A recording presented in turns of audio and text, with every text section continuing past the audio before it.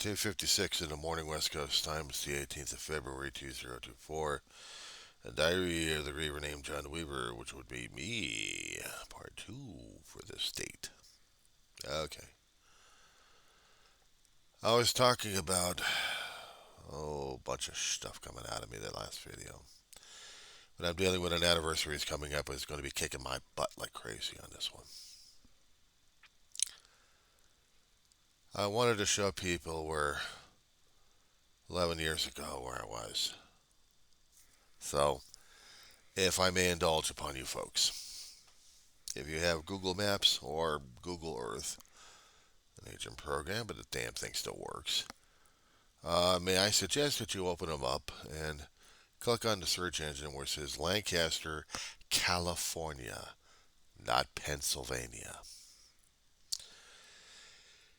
And you can either do it on Street Map or I prefer the landscape. We're going to actually look at the territory. I can see the geographics. I can see all in color.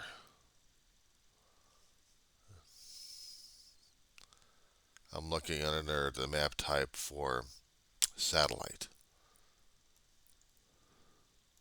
And because it's satellite, I can see areas. I can use the mouse to scroll, getting a wider shot of places I used to live in. Well, on the back of the head is the Beatles tune going. Uh,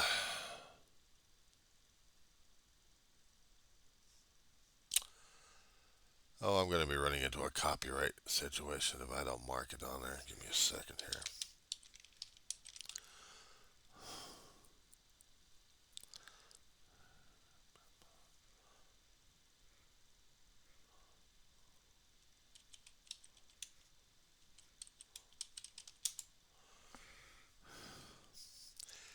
There was a tune out there in my life that the Beatles had sung a long time ago.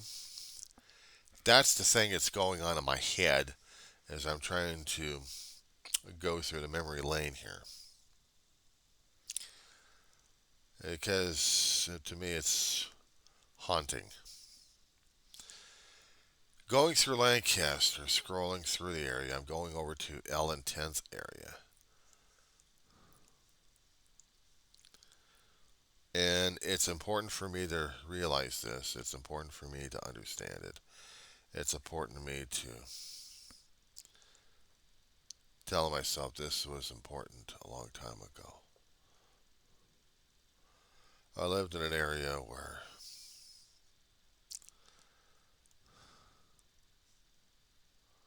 it was hard. Not geographically, but to talk about it, to live through it, and to remember family, and to remember things that I'd gone through. It was never the easiest damn thing. But then again, since when was it? I'm trying to find the area where it said Ellen Test just by looking on the outside of it. Because I wanted to be reminded, and this hurts like hell when I do this, that some things in my life actually mattered a damn to me. And it did. A great deal. The big, huge park that they call Sergeant Owens used to be Lancaster City Municipal.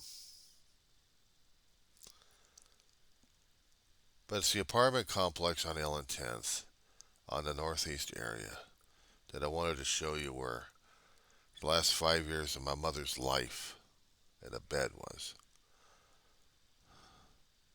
The apartment complex called Montesino. The handicapped unit that they actually had was on the it's divided in two major portions of it.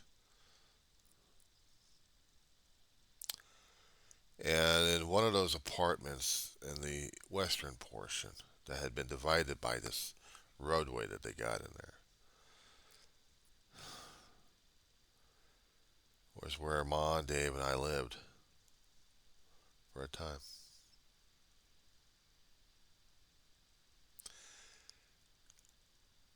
Thinking about that and going back through a lot of photographs, digital photographs on this one, the anxiety of that day, of days, was coming. The day before, on the 17th, Dave and I had gone over to North Hollywood, California, in the San Fernando Valley. There was a place right by Victory and Coldwater. A respiratory place that my aunt, she could have been an aunt. She was a sweet, lovely lady, and I loved her family a great deal. But there's long stories on this one. I could tell you about this one. Maybe other videos where I really get into it. And they still hurt like a son of a. Yeah, I could curse like and cuss like crazy on this one if I wanted to, but I'd rather not. It just. I'm sorry, some things I probably will and won't, but not if I ever the lady's memories because they mattered a great deal to me.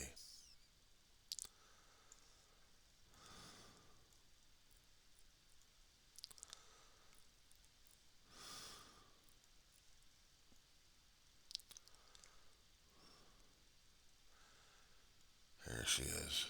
Uh, I meant to say, and I have to make a correction, Coldwater. Oh, Lord, I'm losing it. Coldwater and Victory. Yeah, I'm getting it inside of me. I'm feeling it. Like I just want to drive myself insane. Places that changed throughout the decades where I'm having a hard time remembering landmarks, but taking them out and put new ones in there. So, old memories are trying to compensate for that. And it hurts. It hurts. In that time, I remembered Ma taking me over to a doctor's office along Coldwater near Victory. Dr. Marvin M. Stopek, just to keep my life going. That's where they found the damn ticker bad at the age of 4 years old. Put me into a community hospital that's no longer there, but a school is. And my life of living hell trying to get this damn thing fixed and me dying 3 times. You know, a lot of stories on that one. Not to mention times of trying to get cold McDonald's food over there by the time we got home. Oh, more long stories on that one. Just hurts like a bastard on it. There was a care center out there that my brother and I had been to, dealing with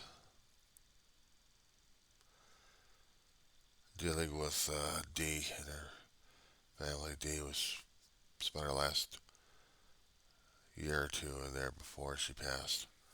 She had broken her hip, slow mend. She wasn't coming out of it. Dave and I had been there too many damn times. But it's also a respiratory place. It had facilities to help with long-term respiratory illnesses. Ventilator for a long while until the patient theoretically got better. We're breaking something there. If we had followed the damn paperwork, if we had followed the damn paperwork, if we found the damn paperwork. A long time ago, Ma had been in a theoretical rehab place out in Sun Valley, somewhere along the freeways.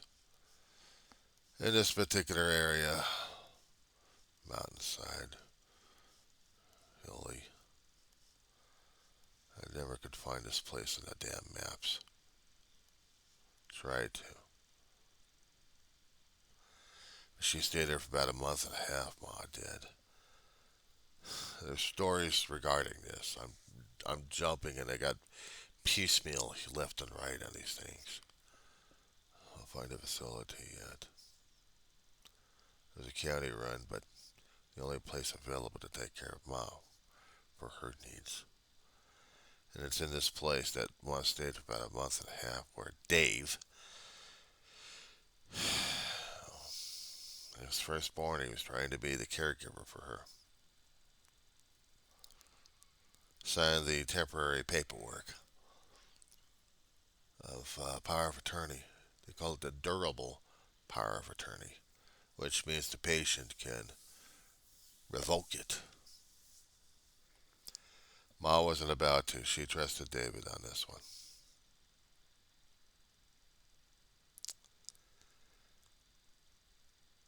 Certain areas of the San Fernando Valley come up and just haunt my ass on this one. But they do.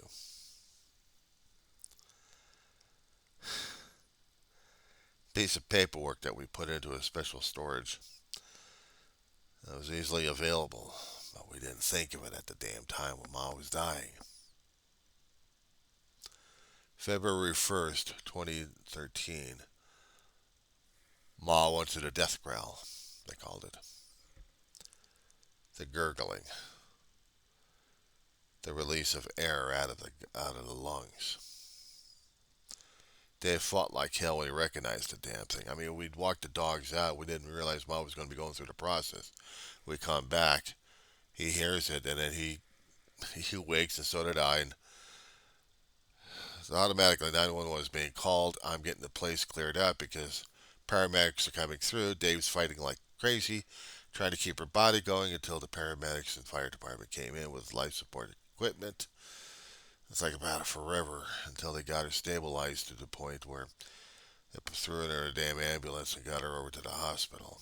And during that time, she had already suffered a little bit of hypoxia. I don't think she was be coming back.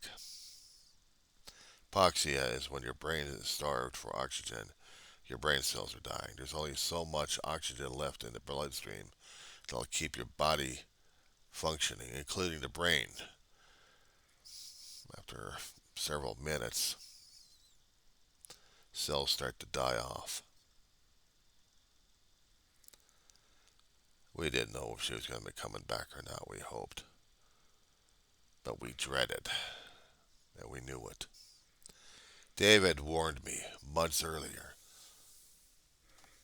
there may be the possibility that Ma wasn't coming back. I didn't want to know about it. I didn't want to learn about it. I didn't want to deal with it.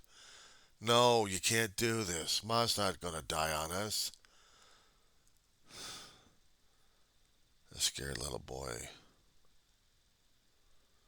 A scared little boy. I was terrified. I'm an adult and I'm a terrified little boy.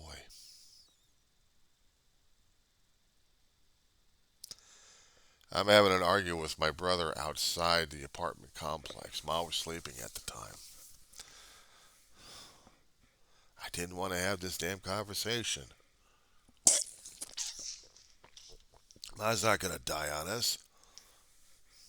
Is she? He was afraid of dealing with it too. He didn't want to deal with it, but he had to. He had to face the concept that Ma wasn't getting any better. She really wasn't. She had been getting into the science of dementia left and right. We should have learned better. I mean, we should have known better that even when you get signs of dementia and Alzheimer's, you're going downhill. And she was. Doctors weren't going to give her any medications to deal with it. She couldn't go see the damn doctors or a neurologist or anything else like that. She was placed on home hospice. That's a concept I hadn't dealt with in my videos for a hell of a long while. Ma was on home hospice. You're just counting your days. It could take months, it could take a year or two. But she was no longer able to get into the doctor's offices and be treated by specialists. I finally decided after a long while she just wasn't getting any better, and I didn't want to deal with it. I think Dave kept it away from me until we were having those kind of conversations outside. I know she had been on home health care, but they turned into home health hospice. Go figure.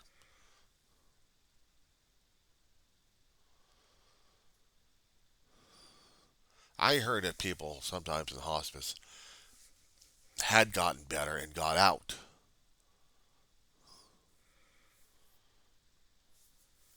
even when they were home hospice. I'd hoped for that, and it didn't happen. It didn't happen. After 19 days, or 18 days and some odd hours, she'd been losing the struggle. Or actually, she wanted to get the hell out of there. She had oxygen being shoved down her throat. And this was not what she wanted. I mean, Dave and I realized this damn stuff when we saw the paperwork days after Ma was buried, actually cremated. We saw the paperwork and, oh, we had, I think it was one of the rare times we actually cried on each other dealing with that. Realizing the fact that she wasn't getting any better. Realizing we're going to be losing Mama. All that time I kept facing death. Every time I kept dealing with death, I didn't think it would be kicking my ass that hard, but it yet did. It did. I couldn't deal with it. I couldn't deal with it. I was getting angrier and angrier. I think I was more angry with God at this point for taking Ma away. How dare he do this to Ma? To me? Who the hell does he think he is?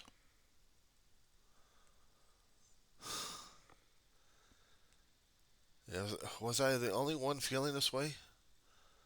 Being angry at God for taking away our family members? We think they'd live forever. That wasn't the case. I think in a cosmic thing, there's a balance. Writers and different variations, different media has been trying to explore that one for a long while. Television shows, Torchwood, Doctor Who's thing I was watching for a long while.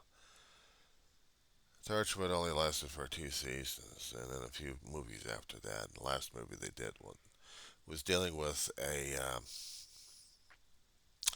balance regarding life and death, where life somehow, when the people are dying, they're no longer dying, but they still have open wounds and injuries still there, but they're alive.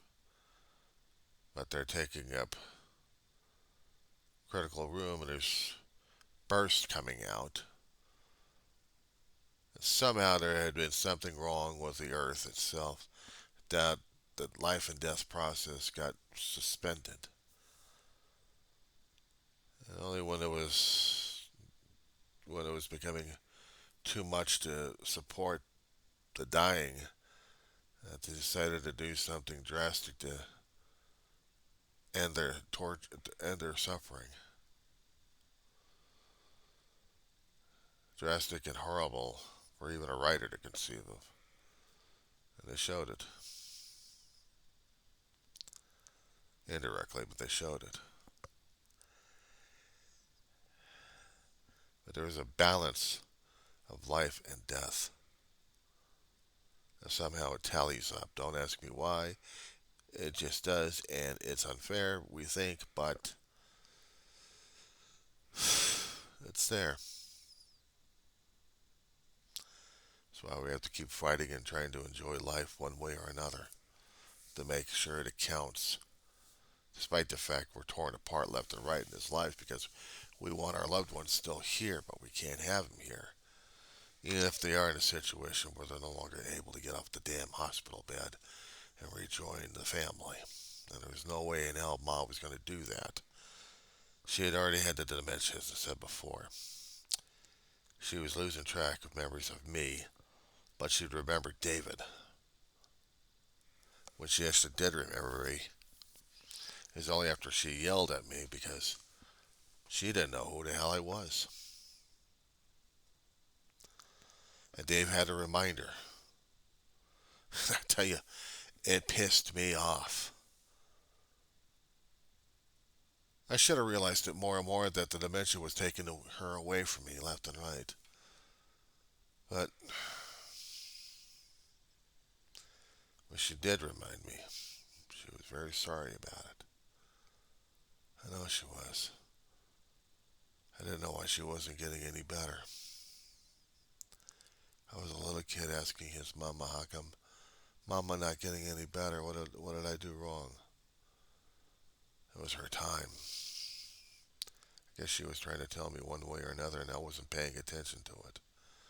And you know, the other thing that should have flagged me on this one is when she received visitors from heaven. Family members would come down and visit her. Visit her in her dreams, would visit her while she was awake. Just to let her know that the process is still continuing. She shouldn't have to worry about it. That'll be all over. It'll be painless for her to go through it. And she'll just slip into it. The thing is about my brother, he was fighting like crazy for every damn breath he was getting. And I don't know what the hell happened between when they put him into the back of the ambulance and I'm sitting in front and I'm not even listening to anything because the damn sirens are going crazy. Somehow, between that and fighting in the emergency room, he died. The shock was right there. She was just cold to the touch. No movement. I didn't want to see this corpse. I didn't see his face. I should have. I should have. Like a son of a bitch. I was angry and I didn't know who to be angry at that point. And this was back in September of 2018. September 8th. The hardest damn thing for me to deal with was constantly living life without Ma's constant guidance and also trying to keep me and David from trying to kill each other on some occasions. But the rest of the time we were on the same page. We still had to fight each other. We could fight each other left and right, but the thing is, we still protected each other's ass. We were still watching each other's six.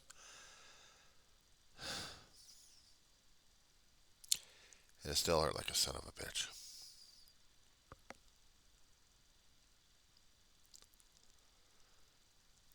Every time I kept having a dream with my brother afterwards,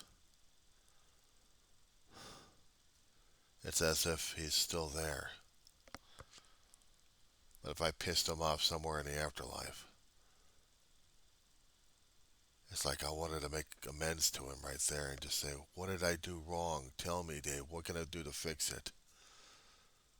I want us to be right with each other.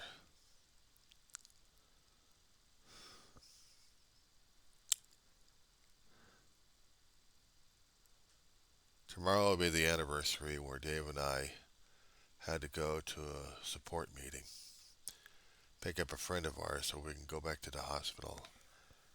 Fill out the paperwork. Dave had to do that. He was firstborn and he was listed as caregiver. durable power of attorney. And about an hour later, Dave gets the phone call. We had already cried ourselves a great deal in that one. Had to go to a meeting that day. Again.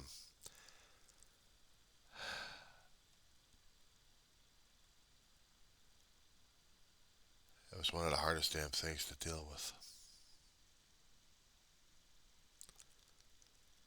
This was... Oh, we couldn't deal with it. After Mama died, I think it was about a year or less. Within that time period, I think around Mama's Day, Dave and I actually had taken a car out. The damn thing was still running. It is. And got out to the rehab facility, the CD. And then, actually, I think we took the bus. We took the bus a little bit later than that. Just to see her. One last time before she passed. I didn't even realize that, but I took a couple of shots of my surrogate mother. She was wondering how she was, how we were doing. Yeah. Surviving, we told her. Some days we could deal with it, and other days we couldn't. We had the emotional moleskin, but there had been triggers when we actually were crying. But Dave wouldn't do it openly, and neither did I, so we kept the moleskin on like crazy. It was not until I lost David that I really had to let it go. During that time before I lost my big brother, I went back to college. I'm still in it right now. This particular semester, no, because I'm watching over my dog. And she's going through. She's going through things. I know I'm mumbling to a lot of people, and I'm sorry about the sound quality. I didn't want to disturb anybody else around this apartment here. But it also gets to me as well, and I mumble.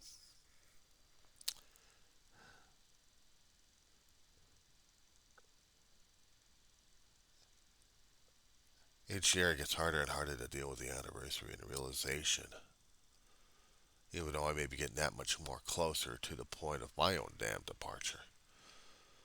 But it's never easy dealing with this thing. I'm facing my own mortality in my face. I may have 10, 15, 20 more years. I gotta look for being depression during that time. So much for the idea of wanting to live if I'm actually courting death at this point.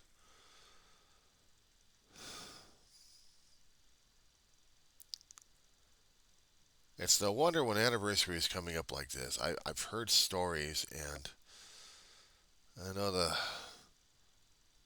medical establishment goes on ape on this one. Especially with people that keep talking about death all the time. They're wondering whether or not the loved ones left behind are planning on joining them. I know my therapist will be going crazy over this one.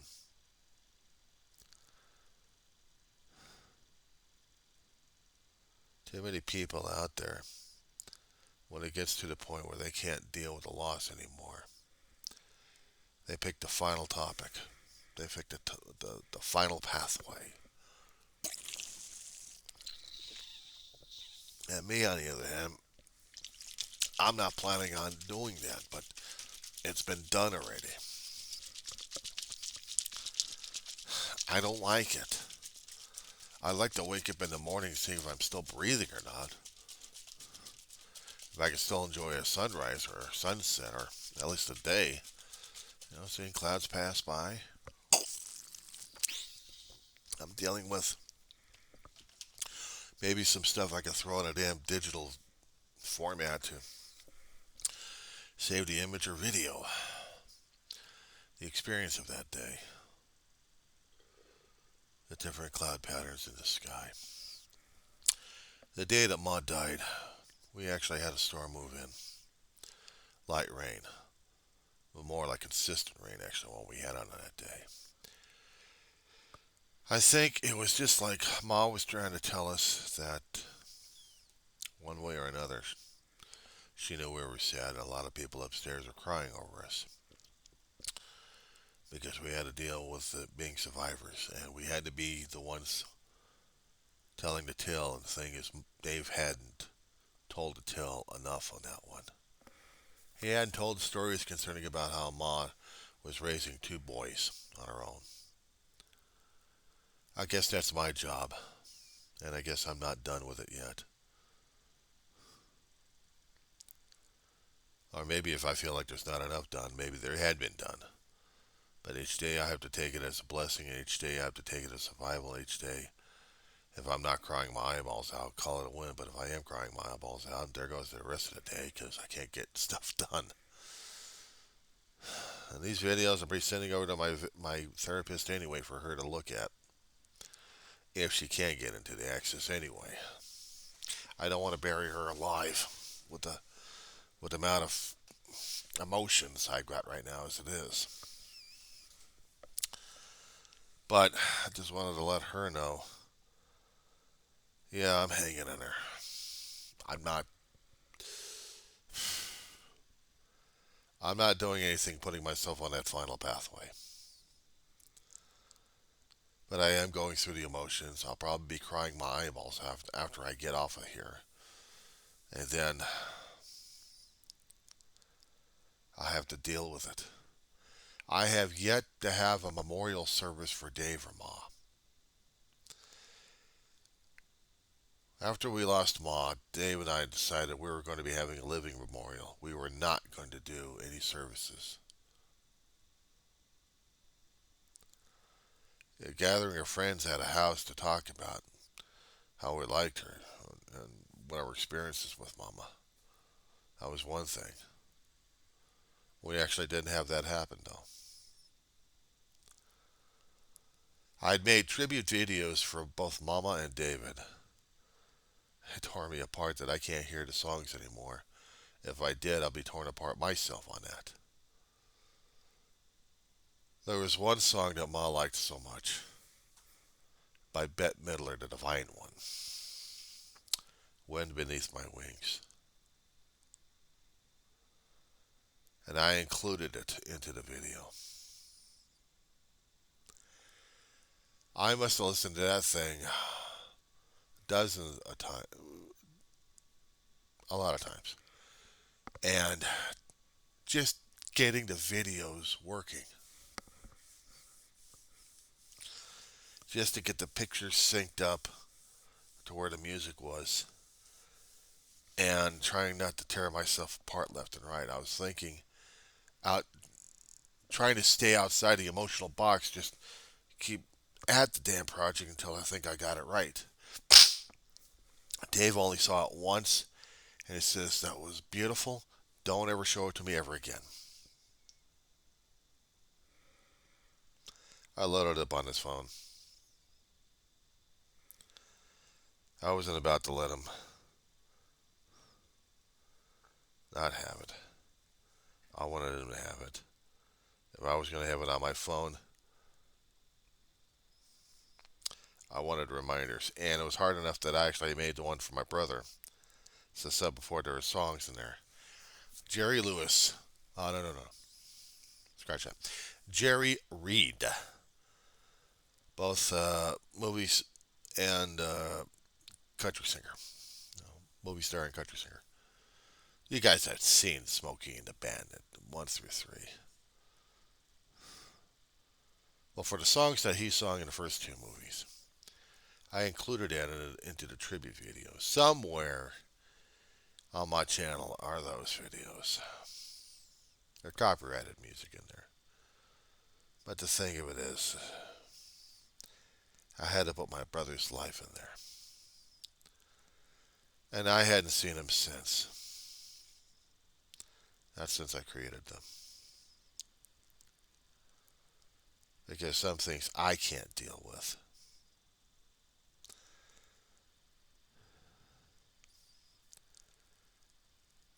I miss him too damn badly. Each year the anniversaries of the death gets worse to deal with. Sometimes it's hard as hell to talk to people about this. Sometimes, shit, it's all the time. What am I saying? Even if I knew some of the people around here who actually experienced death, they don't like touching about it. And this is one of those damn topics, okay? Another part coming up.